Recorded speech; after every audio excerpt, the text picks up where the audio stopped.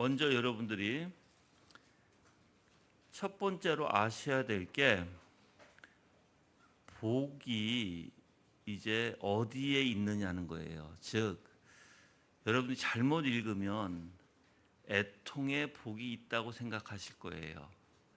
근데 애통의 복이 있는 게 아니에요. 애통의 복이 있는 게 아니라 바로 하나님의 응답의 복이 있는 거예요. 왜 애통한 자는 복이 있다 이렇게 표현하죠? 애통할 때 하나님이 응답해 주시기 때문에 복이 있다라는 거예요. 그걸 여러분이 첫 번째로 아셔야 돼요. 첫 번째. 그래서 지금 마태복음 5장 4절에서 애통하는 자는 복이 있나니 저희가 위로를 받을 것이며 라고 했어요. 왜 복이 있어요? 위로를 받기 때문에 그런 거예요. 그래서 복은 애통 그 자체로부터가 아니라 하나님께서 애통에 응답하심으로써 위로해 주심으로써 바로 복이 있다라는 것입니다. 즉 위로는 하나님의 은혜의 손길입니다. 그래서 여러분들이 즉 애통하는 자, 이렇게 진정으로 애통하는 자는 뭐가 있을 것이다? 위로가 있을 것이다. 그게 뭐다? 하나님의 복이다라는 것이죠. 즉 죄의 고통에서 해방되고 또한 정말 깊이 하나님 앞에 회개하며 주님 앞에 주님을 붙들기를 원하는 그러한 마음이겠죠. 그런 마음에는 뭐가 있다고요? 실질적으로 회복이 있을 것이라는 것입니다. 이제 두 번째는 우리가 좀 생각해 봐야 될 게 바로 왜 애통하는 자만이 위로를 받는가예요. 왜 애통하는 자만이 위로를 받는가? 즉 성경은요. 죄를 숨기면 어떻게 돼요? 파멸이라고 얘기해요. 여러분들. 죄를 숨기면 반대로 고백하면 뭐가 일어나요? 위로와 자비가 임한다고 가르칩니다.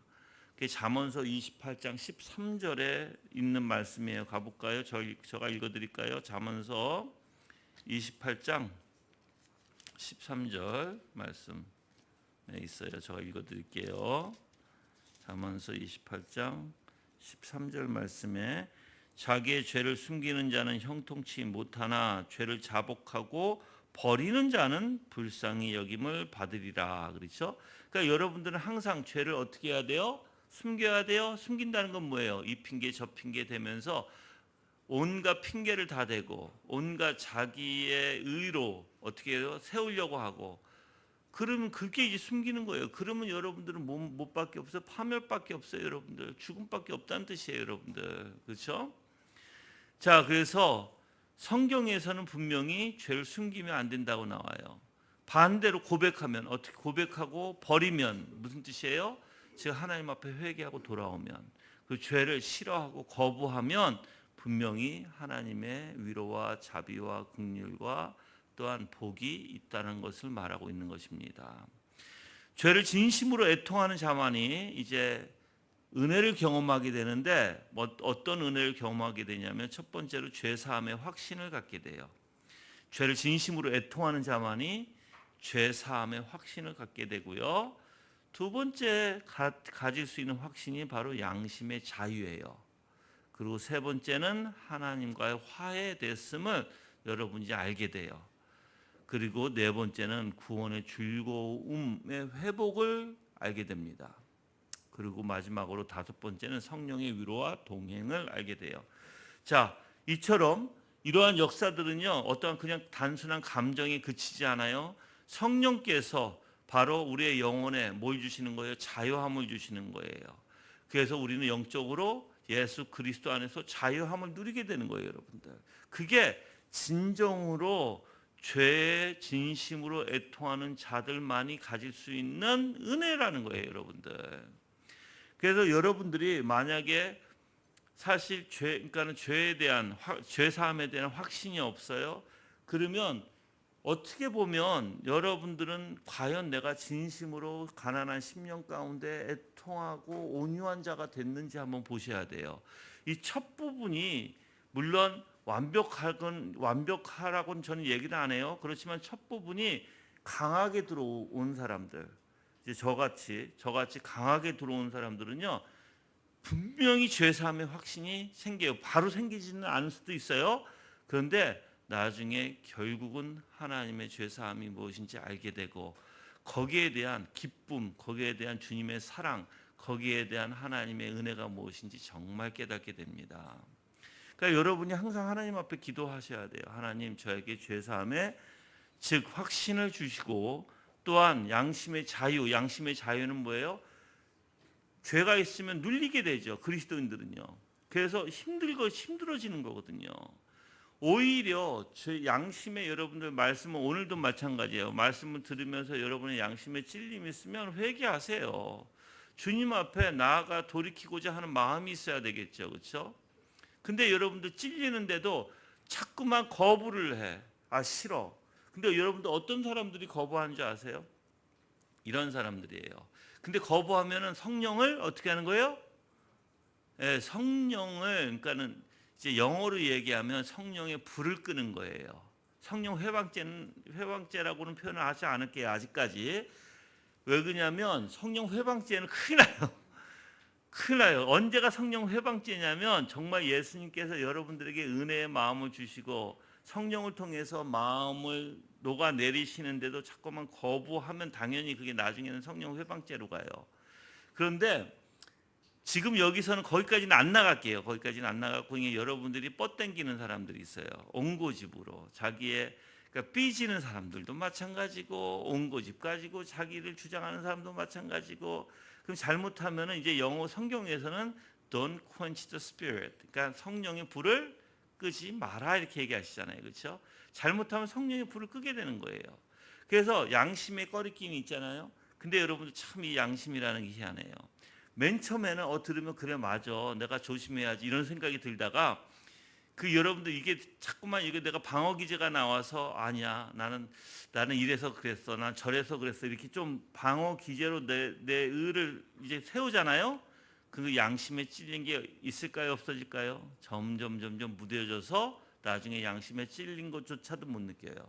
그래서 처음에 하나님께서 말씀을 통해서 무엇이든 하나님이 여러분들의 양심을 조금이라도 찔리게 하시면 어떻게 해라? 바로 회개하고 돌아와라. 그러면 바로 회개하고 어떻게 돌아오는가? 여러분들 바로 그렇다고 해서 진심한 회개가 돼요? 안 돼요, 여러분들. 그때는 여러분들이 먼저 해야 될 게 있어요. 먼저 죄를 아셔야 돼요. 죄를 깨닫고 주님 제가 잘못했습니다, 기도하셔야 돼요. 인정해야 돼요. 그리고 하나님, 내가 돌이킬 수 있도록 나한테 역사해 주소서 하고, 내가 다음부터는 이 죄를 하지 않도록 주님의 은혜가 나에게 강하게 임하여 주소서라고 기도하셔야 돼. 그렇지 않으면 여러분들은 돌이키려고 하지 않는 사람들은 어떤 사람들이냐면 자꾸만 핑계를 대는 거예요. 이 핑계, 나는 시간이 없었어, 나는 바빴어, 나는 뭐 했어, 나는 여러 가지. 우리 특히 교회는 아이들이 많은 가정들 있잖아요. 그러니까 아이들 핑계를 자꾸만 대는 거죠. 여러분들, 만약에 이런 핑계를 댄다면 애통한 마음이 생기지 않습니다, 여러분들. 내가 얘기하지만, 그렇죠? 그 양심의 자유를 얻으려면 자꾸만 민감해져야 돼요. 좀 이따도 그 부분에 대해서 내가 설명해 드릴 거예요, 좀 더 자세히. 또 하나님과의 화해는 어떻고요, 여러분들? 하나님과의 화해는 즉 하나님과 나와의 소통이에요, 관계예요. 그러니까 관계가 있어야지 화해된 거거든요. 그럼 내가 하나님을 더 찾고 하나님 앞에 더욱더 나가려고 하고 하나님의 은혜의 말씀에 감사하고 주님을 사랑을 하고, 이게 이제 관계의 원리예요, 여러분들. 그런 관계가 여러분들한테 있어야 되겠죠. 또한 구원의 즐거운 회복, 구원이 여러분들 회복이 되면 즐거워져요. 내 삶이 감사가 되어지고 하나님을 사랑하게 되고 기뻐지게 돼요. 근데 여러분들 많은 희한하게 그리스도인이라 하면서 감사되어지고 즐거운 삶을 살아야 되잖아요. 물론 여러분들, 저의 입장을 보면 돼요. 한동안 한 주간 이렇게 살펴보면 힘들 때도 있고 어려울 때도 있고, 내 몸이 굉장히 몸이 아플 때도 있고, 그렇죠? 등등 바쁠 때도 있고. 근데 희한하게 이상하게 하나님이 주시는 즐거움이 내 마음속에 깔려 있어요, 여러분들. 항상. 그래서 어떤 근심이 올지라도 근심하지 않아요. 항상 감사하게 되고 오히려 하나님을 의지하게 되고 하나님을 믿게 되고, 그리고 내 최대한 내가 해야 할 일을 하려고 하고, 특히 아이들 문제에 대해서도 마찬가지예요, 여러분들. 자, 성령의 위로와 동행. 성령의 위로가 뭐로 나타나요? 예수 그리스도의 형상 닮음으로 나타나요. 내 마음이 기뻐지게 되고 예수님 걸 사랑하게 돼요, 여러분들. 그게 성령의 위로하심이에요. 그게 동행하심이에요, 여러분들. 내가 성령과 동행하는 사람들은요, 다 주님의 형상을 담게 되어 있는 것입니다. 아멘. 자, 이처럼 애통은 단지 감정가 아니에요. 감정인 게 아니라 오히려 영적 해방이에요. 자유함이에요. 예수 그리스도 안에 자유를 누리는 것입니다. 세 번째로 이제 우리가 봐야 될 것은 뭐냐면 위로의 주체가 누구냐는 거예요. 성부, 성자, 성령 하나님이에요, 여러분들. 위로의 주체가 성령님만은 아니에요. 삼위일체 하나님이세요, 여러분들. 성부 하나님은요, 모든 위로의 하나님이시라고 고린도후서 1장 3절에 얘기하고요. 또한 성부 하나님은 죄를 향한 자비와 용서로 애통하는 심령을 품으십니다. 그래서 여러분들이 죄로부터 내가 죄인인 걸 깨닫고 죄로부터 내가 돌아서고자 하는 마음이 있다면 하나님은 어떻게 하세요? 여러분들을 용서하실 것이고 여러분들을 보듬어 주실 거예요. 문제는 뻗당기는 사람들이에요. 내가 얘기했잖아요. 하나님의 진노가 어디서부터 나요? 하나님의 진노는요, 거부하는 자, 회개를 거부하는 자로부터 나타나는 거예요. 근데 여러분들이 그렇지 않고 하나님 내가 잘못했습니다. 내가 죄인입니다. 저를 용서하소서라고 하는 그런 마음을 가진 자, 그래서 다음부터 죄를 안 짓고자 하고 하나님만 의지하고자 하고 하나님께서 기뻐하시는 일만 하려고 하는 자, 완벽하게는 할 수 없어요. 때로는 우리가 그렇게 마음을 먹어도 자주 넘어질 거예요. 그럴지라도 그 마음을 잃지 않는 자, 하나님은 그들을 기뻐하십니다. 아멘. 그래서 하나님은 죄인을 향한 자비와 용서로 애통하는 심령을 어떻게 하신다? 품어주신다. 위로해 주신다는 것입니다. 또한 성자 예수 그리스도는요, 우리의 대언자 되신다고 요한일서 2장 1절에는 얘기하고 있거든요. 그래서 성자 예수님은 지금도 우리를 위해 뭐 하시고 계세요? 즉 우리를 위해서 지금도 간구하고 계신다는 거예요. 중보자 되신다는 거예요. 그렇죠? 근데 우리를 위해서 뭐 하셨어요? 죽으셨어요. 십자가에서 고난을 받으셨어요. 피를 흘리셨어요. 여러분들. 정말 여러분들 엄청난 고난을 우리를 위해서 받으셨어요. 그것도 마다하지 않으셨어. 뿐만 아니라 우리를 위해서 하나님의 진노까지 감당하신 분이세요. 우리를 위해서. 지금도 예수님께서는 그걸 잊지 않으세요. 예수님은 그 십자가에 자기가 우리를 위해서 내주셨던 그 마음이 아직까지도 그대로 살아 계세요. 예수님에게는.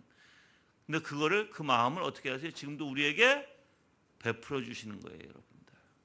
그래서 우리가 잘 되기를 바라시고 우리가 죄로부터 회개하기를 바라시고 우리가 진정으로 하나님만을 의지하기를 바라시는 분이 누구시다? 바로 예수 그리스도시다.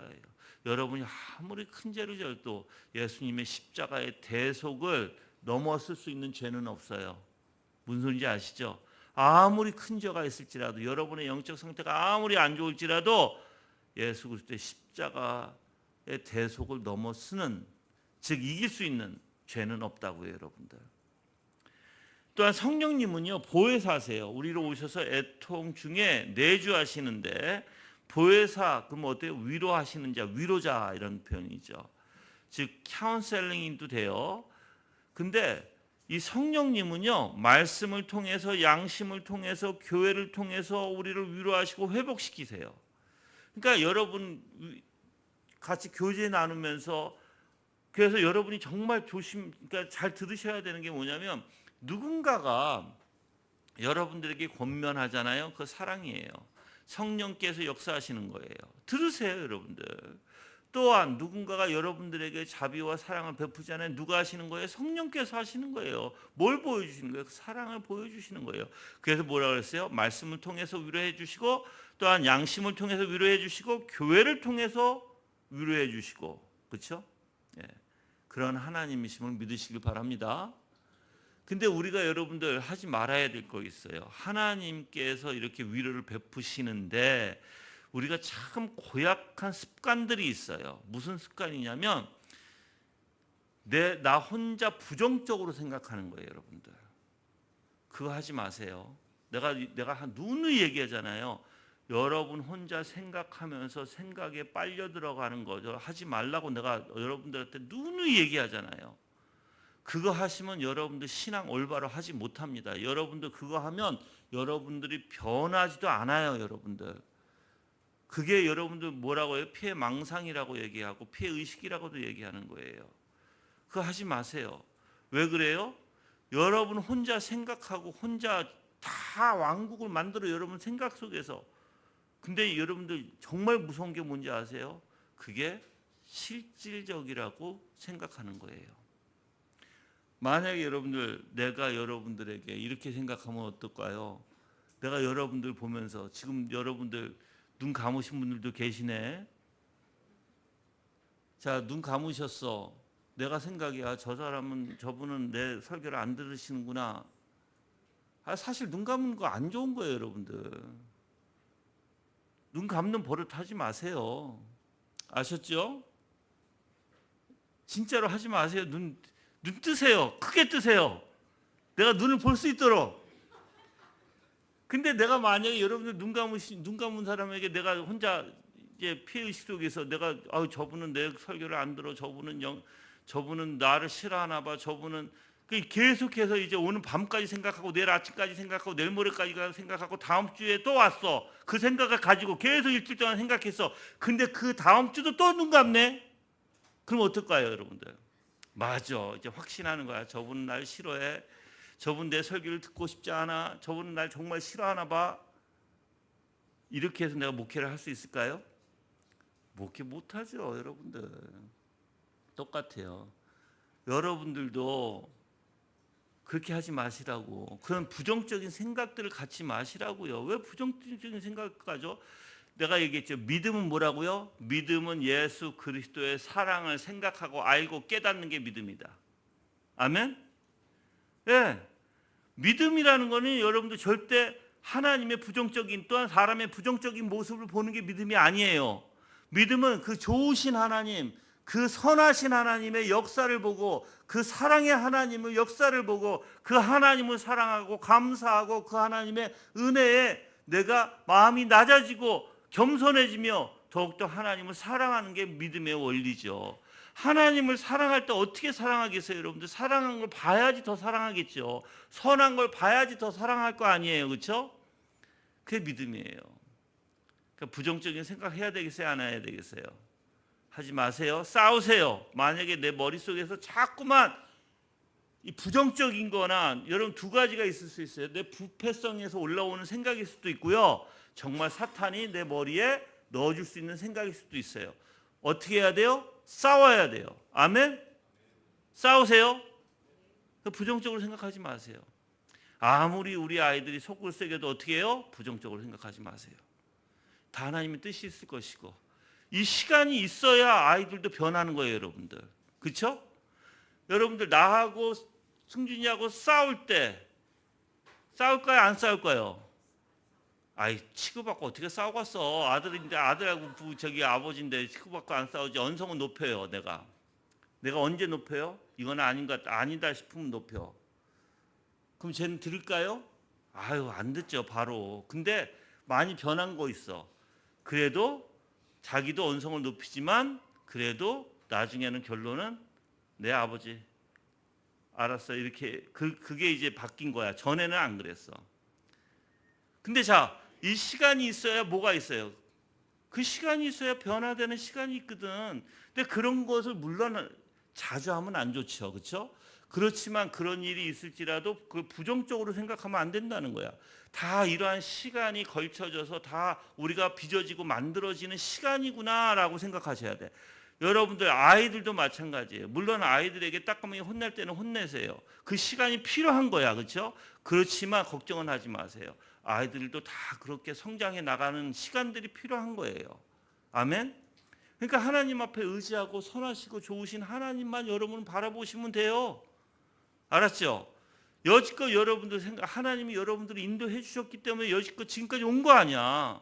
여러분 직장 가졌죠? 여러분 건강하시죠? 그래도 여러분 다 뭐 집이 있죠? 집 없는 사람은 어디 있어요, 여기에? 다 있지. 어떻게든 살잖아. 오케이, 엄마 집에 살잖아. 하여튼 어떻게든 다 살잖아. 뭐 우리 승준이도 집이 없어. 우리 집에서 살아. 그렇지만 집이야, 그것도. 왜? 부모 집이야. 여러분들, 그게 가족이라는 거예요. 가족. 아멘. 그러니까 여러분들 너무 염려하지 마세요. 힘들어하지 마세요. 주님 앞에 의존하시면 돼. 주님 앞에 기도하시면 돼. 주님 앞에 맡기시면 돼. 알았죠? 예.